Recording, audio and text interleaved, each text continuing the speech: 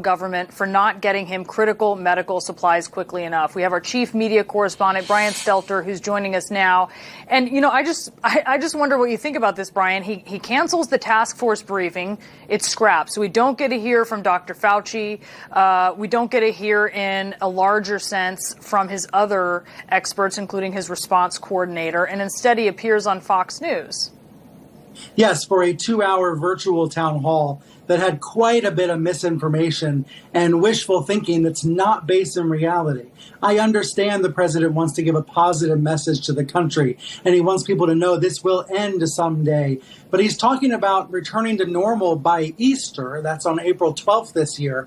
And public health experts say that would be incredibly dangerous. To suddenly go back to normal would be incredibly dangerous and would be devastating to the economy because so many more people would die.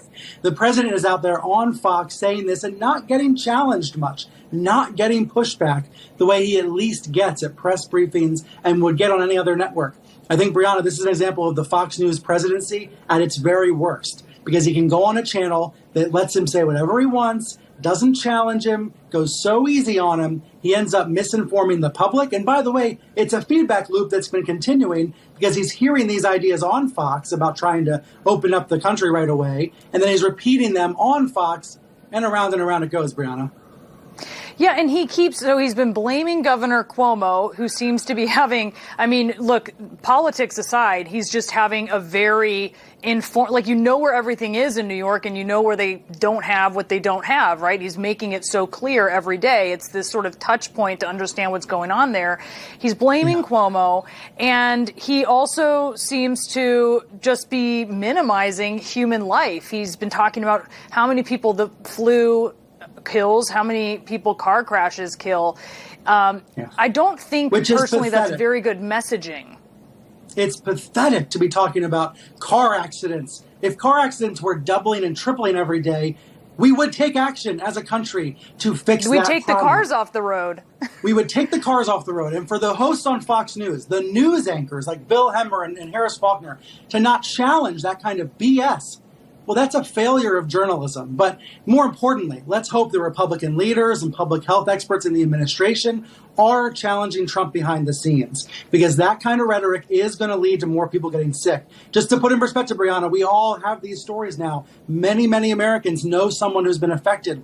I now have 2 friends on ICUs, 3 other friends who are sick, who are tested positive and confirmed. And that just happens to be because I'm in Manhattan. Other hotspots like Washington State and California, people have the same stories. Everybody's going to have stories like this, and the president cannot spin his way out of them. Neither can Fox News. And for how much misinformation has come from the president at the White House, those task force meetings or briefings are so important because Dr. Fauci appears to be providing people this touch point of truth, reality, science.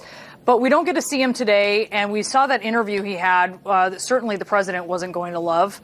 Is he being sidelined, do you worry?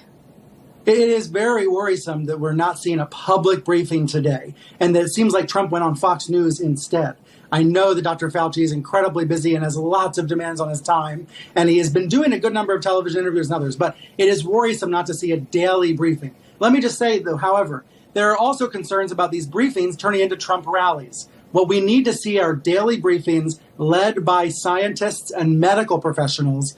If the president wants to come out and speak, obviously that's his prerogative, but these should not be Trump shows. This is too serious to have a Trump show right now. Yeah, I'm not sure if that's going to change. It certainly is the Trump show right now. Brian Stelter, thank you so much. Really appreciate it. Some startling developments just in from the World Health Organization's officials say the way cases